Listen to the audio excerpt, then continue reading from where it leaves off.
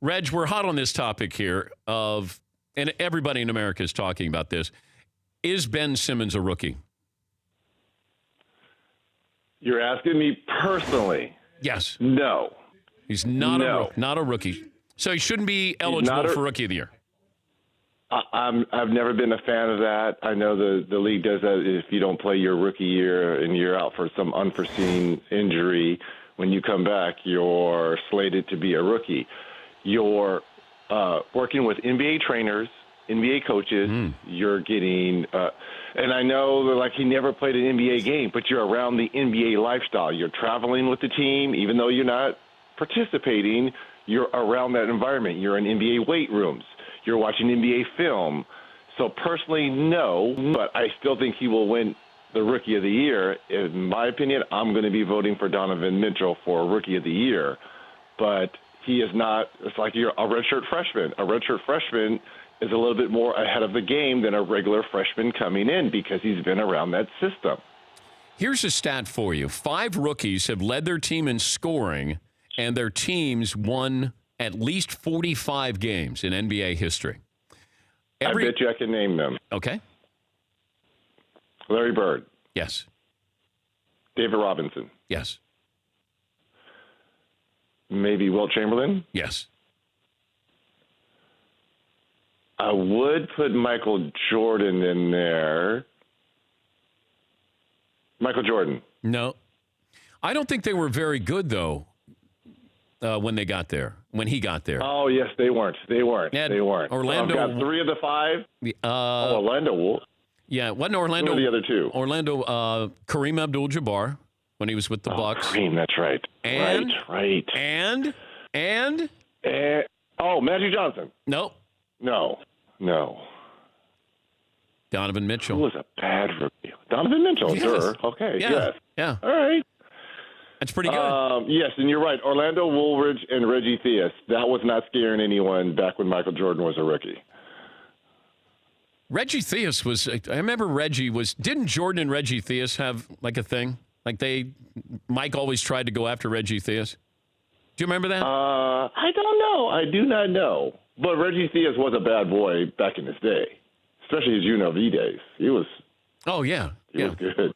Reggie was a lot of fun. Yeah, he was a lot of fun. What's the first round matchup that you want to see? If the seeds stay as they are, is that what you're saying? Yeah. If the seeds stay as because there's like 100+ scenarios where things can change. Well, obviously Golden State and OKC, right? Wouldn't that be a fun matchup to see Kevin Durant go against his former team, and maybe a light turns on for the Thunder and they figure out a way to play as a unit, and I think that would be a fun matchup. I really want to see. People are going to say I'm a homer. Cleveland and Indiana.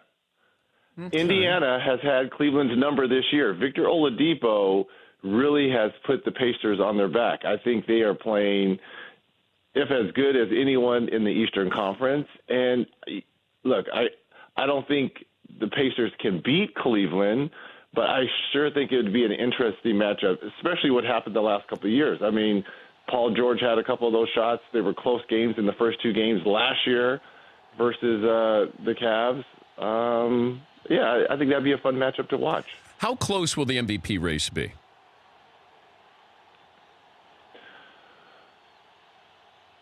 I think it'll be closer than what people think. I still believe James Harden will win. I'm probably on the side of leaning towards voting for LeBron James because, we had in our production meeting, I told the guys, let's just play the what-if game. What if LeBron James was on Houston with the team with Chris Paul, and what if James Harden was on the Cleveland team? Kevin Love, Clarkson, Nance. I still think the Houston team would be 64, 65 wins, but would the Cleveland team be where they are, the third or fourth slot, I believe, right now? I'm not sure. Don't get me wrong, James Harden would still have his numbers, but would the team be as good? What if? Okay. So, and plus, I'm a little old school. Michael Jordan should have won the MVP every single year. Yeah. I know Charles won it one year, and then what happened? Got embarrassed by him. Jordan in the finals. And Karl Malone. Karl Malone won it twice, Walt through Jordan, and what did MJ do? Beat him twice. Yeah. Not that LeBron is going to beat anyone out west, because I don't believe Cleveland can beat Houston or Golden State if they got to the finals. But LeBron James is the best player. Michael Jordan was the best player, but didn't win it every year. And you got to reward James Harden, and that's why I think he will win it, because of the team's success. 65 wins, maybe 66 tonight, and body of work. He's been runner-up the last 2 years. Yeah. That's why he will win it. But I gave you my reasons on why I'm probably leaning towards LeBron. I think LeBron's been more valuable, but we go with the best player on the best team or the best record. On the best team. Yeah, and I hold it. I hold LeBron accountable for what happens with the front, the moves that they make, because he's involved in it whether he admits it or not. Yes. And to bring people in and then it just didn't go well. This second wave, this younger group that came in, it's not his fault that Kevin Love got hurt or Tristan Thompson, hasn't played well at all. But, Isaiah Thomas never felt comfortable there. You make these moves, and it feels like I have to hold him accountable for that. And that's probably why I wouldn't have him win it, but I think he's been more valuable than Harden. This would be a no-brainer situation if James Harden went down December 31st. And that's when Cleveland really imploded that month of January. Yeah. If they didn't implode and LeBron played like LeBron that, we've seen the last month and a half, 2 months, I would have gone with LeBron, because he had an opportunity when James Harden was down. James Harden came back, and then remember that 60-point triple-double, and his team took off 17 or 18-game win streak, and the rest is history. So I agree with you 100%, because LeBron you've got to hold him accountable for the implosion that the Cavs went through that month of January. They somewhat righted the ship, but it needed to be done when they brought in the young players and Clarkson and Larry Nance Jr. But as much as we're going to praise LeBron, and which I do, you've got to also hold him accountable, because that was on his watch what happened to the Cavs the month of January. Russell Westbrook has a chance to average a triple-double for the second straight season. How important do you think it is to him? He needs 16 rebounds tonight against Memphis. I bet you he gets 17. I don't know how important it is to him, but in terms of a historic stance, we've never seen that. And quietly as it's kept, hasn't he kind of crept into the MVP conversation? If that happens a little. Last year, we just talked about, you got to give the MVP to the player on the best team and all that. Well, OKC didn't have the best year last year, but no one was expecting, with the departure of Durant, that the Thunder were going to win 47 games and Westbrook was going to average a triple-double. That's why I leaned heavily towards Westbrook over Harden last year, winning the MVP. But to do it in back-to-back years, even though this Thunder has not played up to expectations. Right now, who is your top? I'll tell you who my top five, because I do have a vote this year. Who would be my top five? All right, LeBron. Would be Harden. Wait, you just said you would pick LeBron. Right, LeBron, Harden. I'm going in order. Oh, LeBron, okay. So I said LeBron, and then you were agreeing. Okay, so LeBron, Harden. I went with AD. Anthony Davis, okay. I went with Lillard, Damian Lillard. All right. And I went with Durant fourth. But I'm going to say this, because I have not turned in my sheet yet. All right. If he gets 17 rebounds tonight and averages a triple-double, I might put Russell Westbrook fifth over KD. Here's there's a bigger question. So the over-under rebounds for Russell Westbrook Jr. the third tonight is 16. Over-under points scored by Memphis tonight against Oklahoma City, I had it at 78. You're saying they will score under 78? Yeah, I'm thinking maybe. Memphis they're so bad. I know. They're bad. I know. But they're good at bad. They're good at being bad. Yeah, they are. I'm glad you didn't use the capital T word, because I don't think they're tanking. They're just bad. Wait, you don't think Memphis is tanking? Wait, you think this is an accident? They're this bad? Reg, come on. Wait, are you not allowed to say? Wait, are you told by the commissioner you're not allowed to use the word tanking? Is that what's going on here? Do you think the commissioner could censor anyone on Turner? They might censor that other network. They are not censoring anyone on Turner. Could you start for Memphis?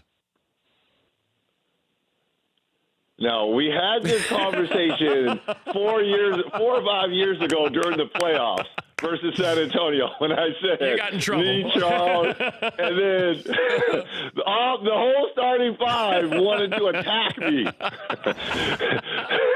But now that all those guys are gone, you could start for Memphis. Paulie, Seton, Dan Patrick, Theodore. Yes, we all could start for Memphis now. We all could. Hey, before I let you go. Yes, we could. This Andre Ingram story was pretty cool. So he's 32, and he finally got called up. He'd been 10 years in the developmental league. And then I love that the Lakers were saying, dude, shoot it every time you get it. And, he put up some good numbers last night. 6 of 8 from the floor, 4 of 5 from three-point range. That's good. It's not only shoot it every time. Luke Walton told us before the game, I'm running every time he's on the floor. I'm running every single play for him because this dude paid his dues. Great. That's great. And for him to fly his family in, his wife and 2 daughters from Virginia, I mean, to get the call and to walk into the room because he's thinking, oh, God, this exit meeting is kind of awkward because as soon as he walked in, there's Magic Johnson and Rob Pelinka. He's like, oh, my God, I've probably been traded or cut or – another long bus ride somewhere, and they're like, here's your shot. You're up here for the last 2 games. And you talk about a quick trigger microwave. As soon as the ball touched his hand, it was out. He was ready to go. I love it. Kudos to him. All right, so you don't know where you're going for the first round of the playoffs? Man, we have zero idea where we're going. But you're doing West, right? I no idea. We have zero idea. I don't know. We don't know. There's a lot of things that are in play from tonight. You find out after tonight's game. Before we go on, let me ask you and the guys' question, because there's a big play-in game tonight. Who do you like? Denver at Minnesota. Huge game. Play-in. Whoever wins is in. Okay, my problem. Who do you like? One game. I like Denver. I hope they win because they're earning it, whereas Minnesota, it feels like they just let this slip away. And I don't think they're deserving of it. Denver has played, and, I'd like to see them rewarded. Do you think in that Western Conference, who would be a better first-round matchup for Houston? See, Denver cannot finish 8th. So if they beat Minnesota, they hold the tiebreakers for all those teams that are above them. Yeah. So they would leapfrog to 6 or 7. So if Minnesota wins, they play Houston. If Denver wins, I mean, it could be, I don't know who's going to be an ace. Well, Minnesota's got a lot of talent and some star power there, but, that's the problem. Like, they're holding on for dear life just to make it into the playoffs. So they're limping in. You're right. That's the surprising element there. All right, well, good luck finding out where you're going. Thank you. I appreciate it. Look forward to talking playoffs with you guys next week. All right. He's Reggie Miller. He doesn't use the word tanking.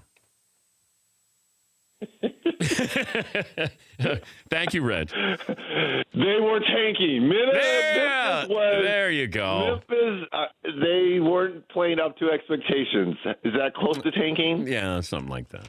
Okay. They weren't playing up to expectations. Thank you. Thanks, guys. That's Reggie Aloysius Miller Jr. III. Brought to you by 2018 Mercedes-AMG E-Class, a suite of innovative technologies, one of the most intelligent cars on the road. Go to MBUSA.com or visit your local dealership to schedule your test drive today. For more Dan Patrick Show, tune to Audience Channel 239 on DirecTV or download the Dan Patrick Show app.